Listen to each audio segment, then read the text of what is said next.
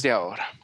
Bien, continuando con lo que estábamos analizando con el Estado como tal, acuérdense que ya los griegos sentaron las bases para entender al Estado, sentaron las bases necesarias para que en su momento, ya en el Renacimiento, se pueda ahondar en el concepto como tal, por parte ya de Nicolás de Maquiavelo y luego con los contractualistas como tal.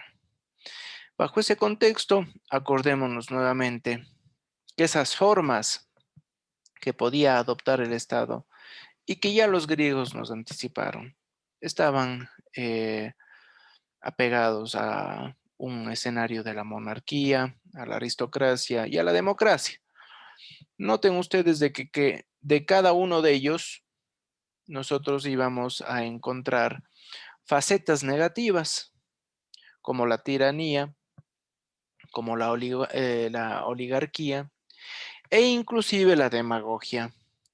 Cuestiones que hasta la presente fecha a nosotros nos han venido, lamentablemente, y que se puede evidenciar muy notablemente en la escena política del Ecuador, ¿no? Sobre todo en este contexto que se viene, pues. Bajo este contexto, acuérdense nuevamente de que ya además Platón en la república, en la idea de república de Platón, hablaba de que es necesario de que los mejores hombres, los mejores hombres deban encargarse de la administración de la polis. La polis entendida como eh, esa ciudad-estado, la cual iba a extender su ámbito de acción hasta su territorio como tal, pues, ¿no? Pero esos mejores hombres que iban a estar a cargo de la polis debía tomarse en cuenta para que pueda, obviamente, ese individuo ejercer ese cargo, debía tomarse en cuenta sus aptitudes, las mejores aptitudes de cada uno de esos individuos. Y nosotros sacábamos a colación y decíamos, pero es que claro, pues estos señores griegos han estado muy adelantados a su época, porque lamentablemente para el ejercicio de una dignidad, de un cargo público, es necesario cumplir cierto tipo de aptitudes, cierto tipo de perfiles. No cualquiera puede llegar a ser asambleísta, por ejemplo. ¿No es verdad? No cualquiera puede llegar a ser presidente de la República, ministro de Estado, alcalde. Cada uno de sus agentes públicos debe cumplir cierto tipo de aptitudes. Y eso está presente en todo lado, pues no. Porque para ser, vean ustedes, para que ustedes lleguen a ser estudiantes de la carrera de Derecho, han tenido que pasar una serie de filtros, pues, ¿no? Desde sus notas, desde los exámenes, ha sido un vía crucis.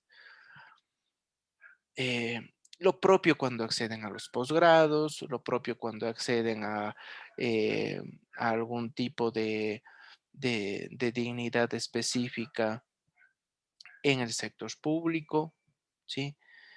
Se pide cierto tipo de aptitudes.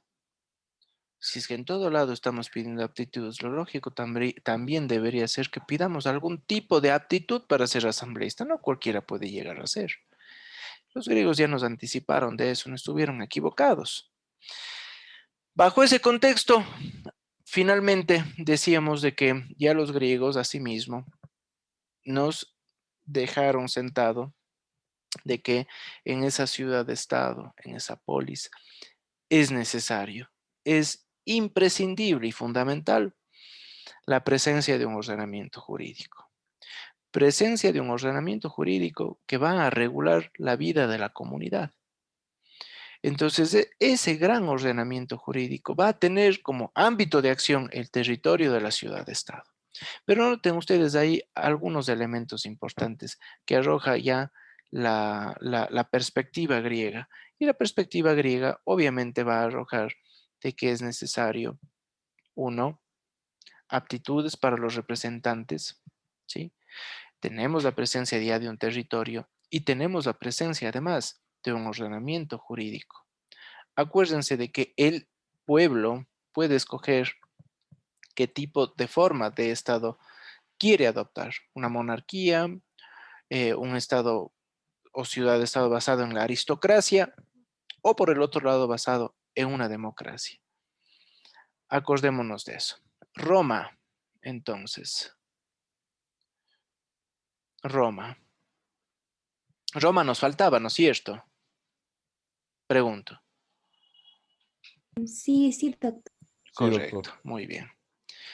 Entonces, acuérdense nuevamente que los romanos tomaron lo mejor del mundo griego, lo mejor, y lo adaptaron a un escenario eh, que prácticamente pudieron fortalecer su imperio con el pensamiento griego.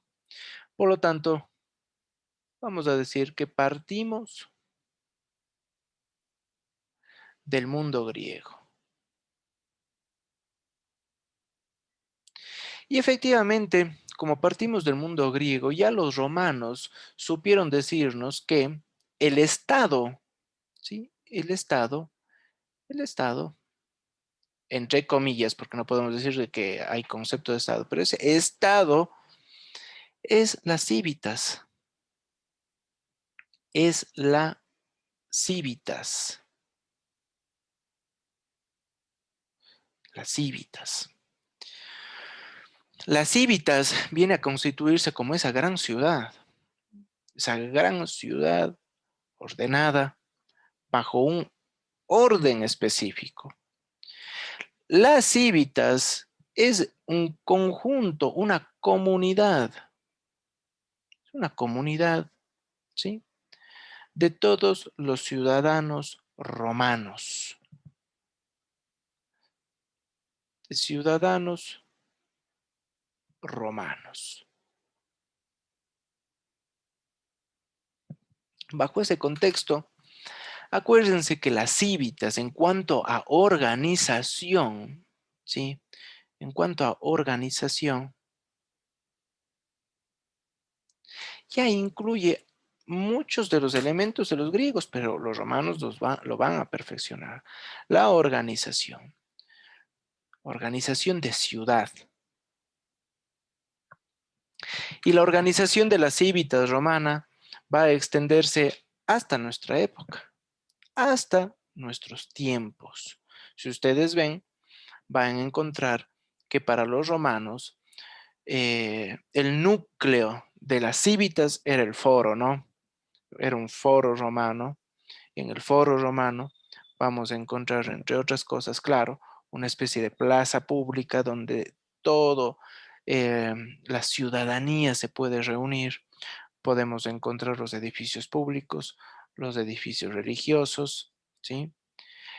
Podemos encontrar inclusive hasta en algunos momentos hasta las cárceles encontramos en las plazas, pues, ¿no? Y eso se ha podido mantener con el paso del tiempo. Noten ustedes las plazas públicas de las grandes ciudades y de todas las ciudades occidentales, ¿no? Tanto europeas como latinoamericanas. Aquí en Cuenca nomás, el Parque Calderón. Parque Calderón es una plaza en donde la ciudadanía puede confluir, pero tenemos también los edificios públicos que están ahí de cerca, la gobernación, tenemos la corte provincial, que en ese contexto también tenían los romanos cerca el lugar en donde era y se conocía el debate jurídico. Acuérdense de eso. Tenemos cerca también el municipio, como también tenían los romanos. Teníamos y tenían los monumentos religiosos, como también nosotros tenemos los monumentos religiosos, las catedrales, Catedral Nueva y la Catedral Vieja. Entonces, noten ustedes de que gran parte de esa organización de ciudad tiene un lejano ancestro, los romanos. Los romanos como tal entonces consideran a esas civitas, a esa comunidad de ciudadanos romanos como el núcleo de la res pública. Ojo, esto es el núcleo de la res pública. De la res pública. Y por eso, acuérdense, luego hablamos de la república.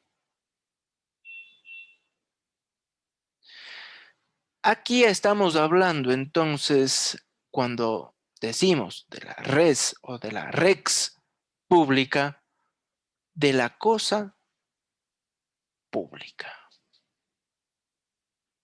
La cosa pública. Acuérdense de eso.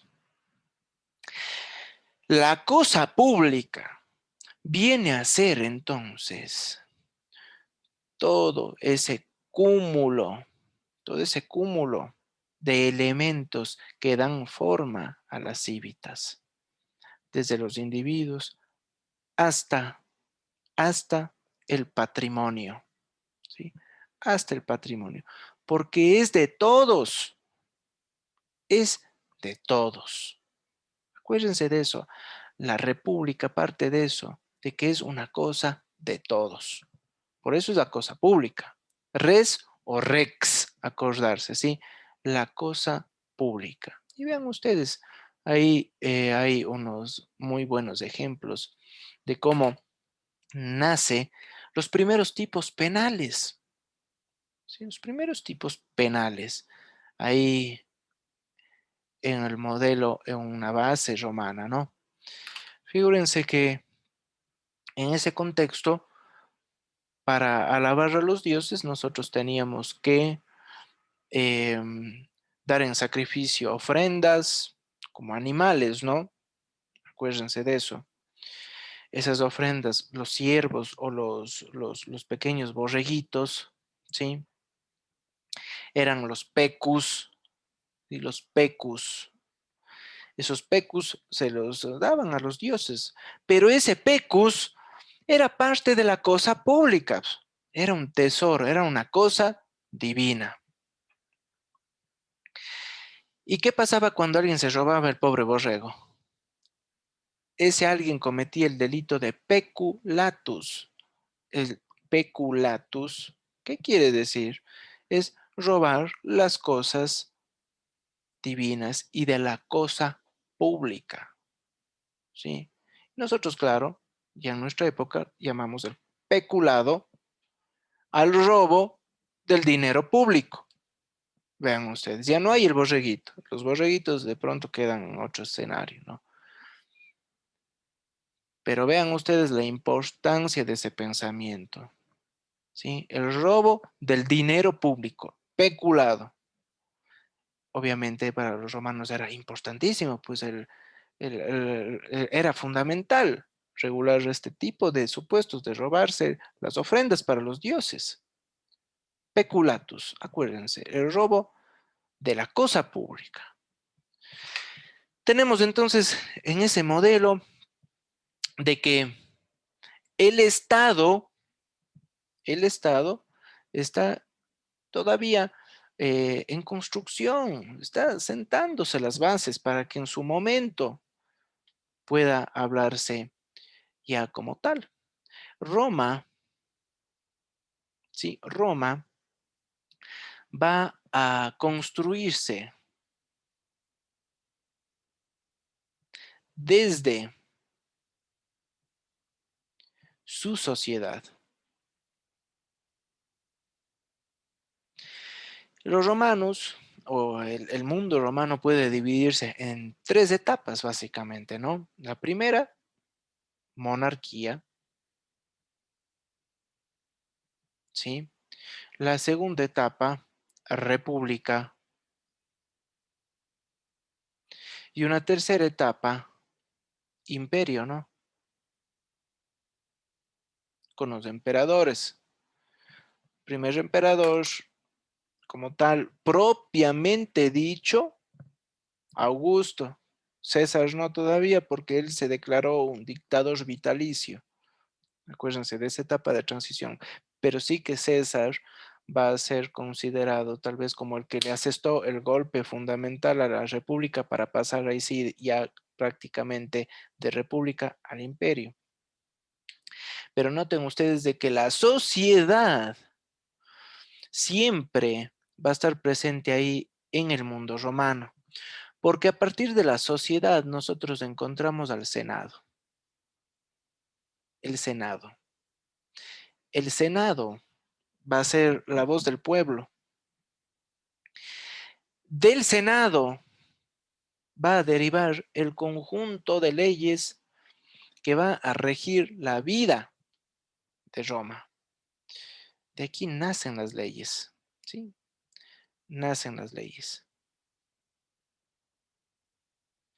Y vean ustedes, hay algo muy interesante. Ahí nosotros tenemos una base ya.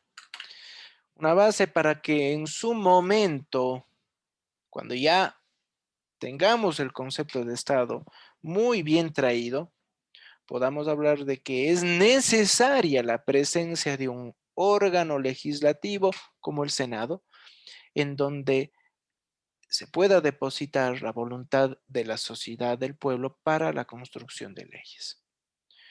Acuérdense que esta idea, este elemento en particular, va a ser retomado en una etapa ya del contractualismo y de la Revolución Francesa, ¿sí? Por lo tanto, podríamos decir que eh, si es que el imperio recae en el emperador, si el imperio recae en el emperador, ¿sí? Podríamos decir por el otro lado que la república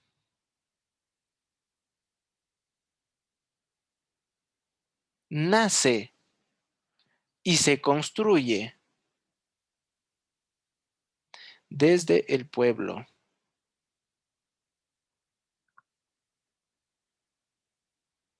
¿sí?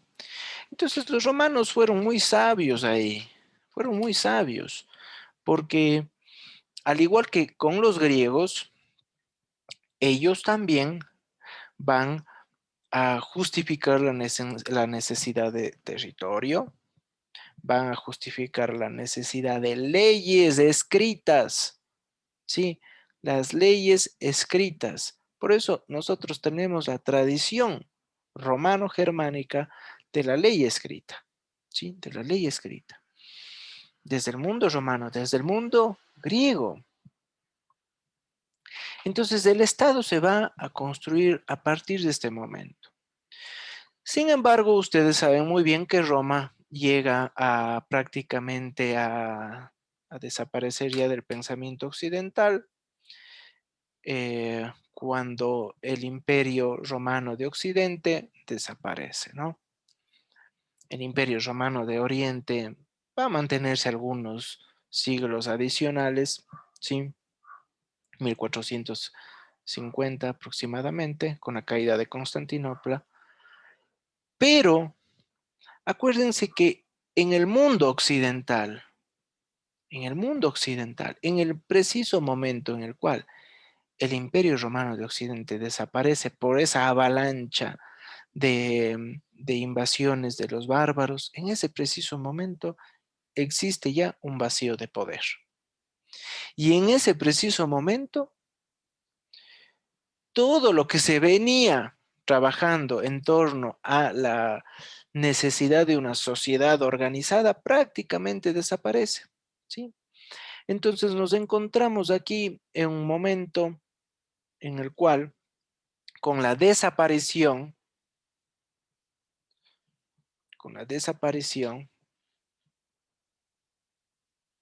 de Roma, existe un vacío de poder, pero ese vacío de poder va a dar origen a la Edad Media. La Edad Media, acuérdense de eso, ¿sí? La Edad Media. Voy a abrir otro cuadrito.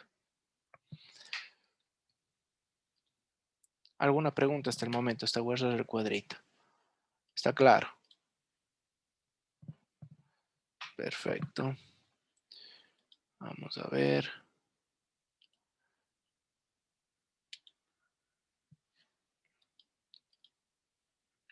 Ahí estamos. Me confirman si estoy con la página en blanco. Sí, doctor. Sí, doctor. Perfecto. Entonces tenemos Edad Media. Y la Edad Media, acuérdense de que tiene algunos elementos interesantes. Con el vacío de poder, que supuso la eliminación ya del Imperio Romano de Occidente, nace una especie de división de diferentes reinos en toda Europa. Y esa división de reinos trae aparejado además un modelo llamado feudalismo. Encontramos al feudalismo. El poder, entonces, que antes estaba consolidado, que antes estaba unificado. ¿En dónde? Pues estaba unificado con los emperadores romanos, pues ahora va a estar totalmente distribuido en diversos señores feudales. Acuérdense de eso. Los señores feudales, propiamente dichos, van a ser a veces hasta más que un rey, hasta más que un monarca. Van a reunir mucho poder los señores feudales. Entonces ustedes van a ver ahí de que el poder como tal, el poder va a estar distribuido en los señores feudales. Poder distribuido. Distribuido y desordenado. Esta distribución del poder, este carácter desordenado va a ser y va a generar de que el Estado no aparezca. Si no aparece el Estado ahí, porque el poder está distribuido. Cada uno de los señores feudales tiene sus propias ambiciones. Sí que la Edad Media nos va a traer un modelo basado en agricultura, propiamente dicho. Casi no hay comercio. Y podríamos decir que la sociedad está polarizada, ¿no? Polarizada y conformada en estamentos. Estamentos. Entonces, el estamento 1 tenemos al monarca, o tenemos a una aristocracia, tenemos ahí conjuntamente con el clero, o tenemos a funcionarios públicos y luego tenemos al pueblo llano, ¿no? Pero la agricultura, vean ustedes, no hay comercio, la agricultura es la principal actividad de la sociedad. Y aquí podemos decir que nos sumimos, ¿sí? Nos sumimos en un oscurantismo. Oscurantismo, ¿por qué? Porque, como siempre, la religión acapara el conocimiento. La religión va a acaparar el conocimiento, nos sumimos en un oscurantismo, ¿sí? La sociedad como tal es principalmente agrícola, esa actividad agrícola se la desarrolla en los feudos, no hay comercio. Entonces, básicamente, eso generó de que la sociedad no pueda desarrollarse. Vean la película El nombre de la rosa y van a darse cuenta cómo la religión acaparó la gran parte del conocimiento, ¿sí? en donde pues ellos lo trabajaban directamente en sus abadías, etcétera, y el pueblo no podía acceder a ese conocimiento, pues era un pueblo ignorante, pues analfabeto. Quienes conocían exclusivamente el pensamiento de los grandes filósofos eran los religiosos, ¿sí? Si es que eso es así, pensar en que se pueda construir un Estado es inconcebible, ¿no? Sin embargo, vamos desarrollándonos y vamos a encontrar una etapa en la cual la Edad Media entra en crisis. Crisis de la Edad Media. Una crisis marcada principalmente por la crisis del feudalismo, ¿sí? El feudalismo entra en crisis. ¿Y la crisis deriva de qué? Deriva de que nacen ya las primeras ciudades comerciales, ¿sí? Nacen las primeras ciudades comerciales. O sea, nacen los burgos. Desarrollo de los burgos. O sea, de esos barrios, de esas ciudades basadas principalmente en el comercio. Ciudades y barrios comerciales. Bajo ese contexto, encontrarán ustedes ahí del por qué nosotros llamamos a los burgueses a los comerciantes, ¿no? Porque obviamente estaban vinculados ¿a qué? A los burgos. De ahí vienen los burgueses. Esa nueva clase social, cuyo eje de acción, como su principal forma de trabajo está basada ¿en qué? En el comercio, los burgueses. Obviamente el feudalismo va a estar en crisis. ¿Por qué? Porque pasamos de una sociedad puramente basada en la agricultura a una ciudad que intenta basarse en el comercio. Claro, los individuos que estaban en los campos, ¿a dónde van a migrar? A las primeras grandes ciudades. Por eso es la crisis del feudalismo, ¿no? Y el señor feudal se queda sin siervos, ¿sí? Se queda sin siervos. Crisis del feudalismo, desarrollo de los primeros burgos, ciudades y obviamente este tipo de, esta clase llamada burgués, los burgueses, que empiezan a acaparar grandes riquezas, precisamente porque hacen del comercio su principal fuente de trabajo. Nace el dinero, nace el dinero, nace el dinero, y el dinero como nosotros lo entendemos, pues no, porque así como nace el dinero, nacen los primeros banqueros, ¿sí? Los banqueros. Y vean ustedes que los primeros banqueros van a ser los templarios, ¿no? Fueron los grandes banqueros de las monarquías europeas. Lean ustedes un poquito ahí.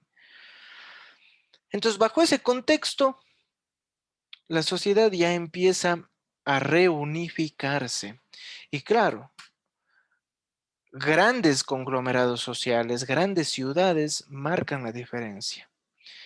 Volvemos a tener una especie de polis, de ciudades de estado. Florencia, una de ellas. Venecia, otra, ¿no? Entonces tenemos ahí un auge, un fortalecimiento de esas grandes ciudades consideradas como ciudades-estado. En ese contexto, ¿sí? En este contexto de desarrollo de la crisis de la Edad Media, ¿sí? En este modelo de crisis, va a desarrollarse ya algo interesante. Como digo, nacimiento de grandes ciudades, grandes y poderosas ciudades.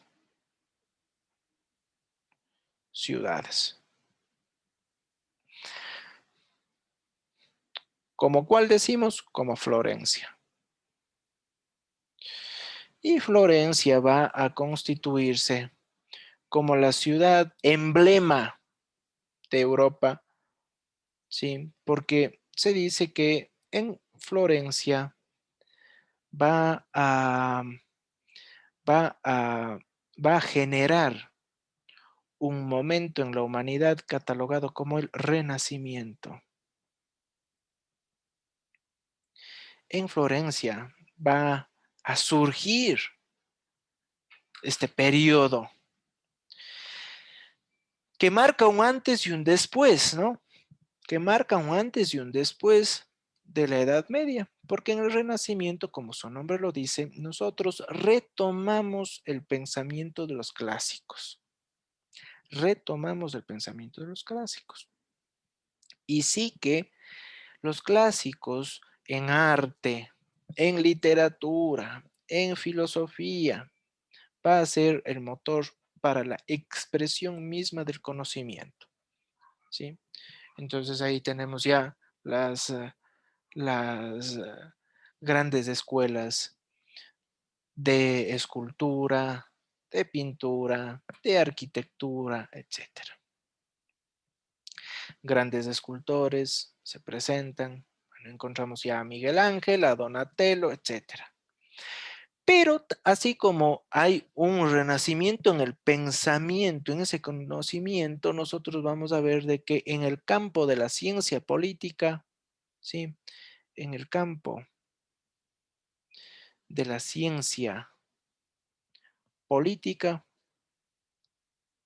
vamos a tener un representante que va a realizar un aporte fundamental para entender al mundo como lo estamos entendiendo ahora. En el campo de la ciencia política tenemos al padre de la ciencia política, Nicolás de Maquiavelo.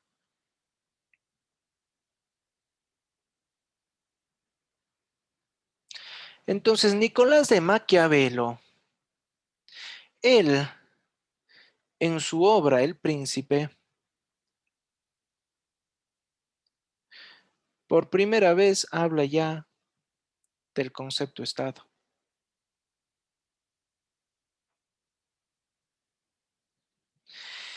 Y Nicolás de Maquiavelo escribe esta obra, El Príncipe, como un texto que básicamente va a ser un discurso, ¿no? Un discurso, una serie de consejos, ¿sí? Una serie de enseñanzas que Nicolás de Maquiavelo formula para el príncipe, para el señor Medici, que está manejando Florencia.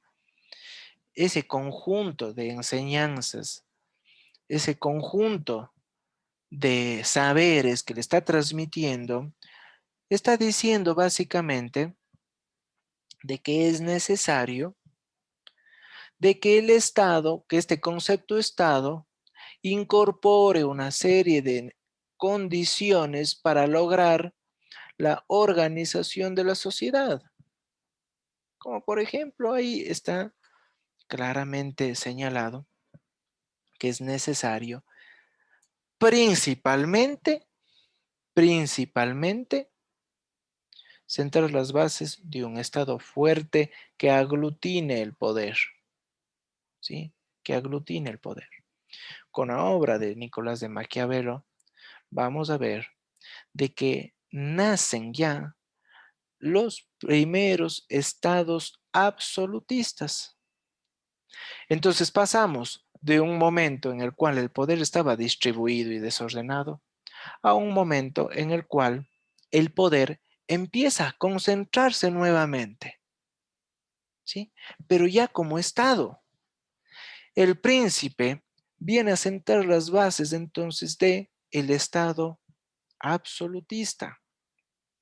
Acuérdense de eso. Con el príncipe de Nicolás de Maquiavelo, que se genera en el Renacimiento, podemos ya hablar de Estado como tal, a partir de ese momento. ¿Estamos? ¿Alguna pregunta? ¿Está claro? Correcto. Amalia, para el día de mañana como tarea, yo necesito entonces que todos averigüen, mañana hablamos de eso obviamente, averigüen el pensamiento y principales características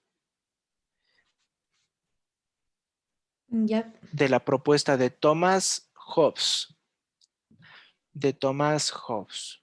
Pensamiento y principales propuestas de Thomas Hobbes. Ya. Y además, igual, pensamiento y principales propuestas de Juan Jacobo Rousseau. Ya. Juan Jacobo Rousseau. Para el día de mañana les pediría. ¿Estamos? Ya. Perfecto. Vamos a quitar el cuadro. ¿Está claro entonces? Hasta aquí. Bien. Entonces con esa tarea nos veríamos el día de mañana para empezar ya con el contractualismo y con estos dos pensadores para ya sentar las bases de algunos elementos indispensables. Listo. Gracias. Buen inicio de semana con todos. Hasta luego. Gracias, doctor. Hasta Gracias, luego. doctor. Hasta luego.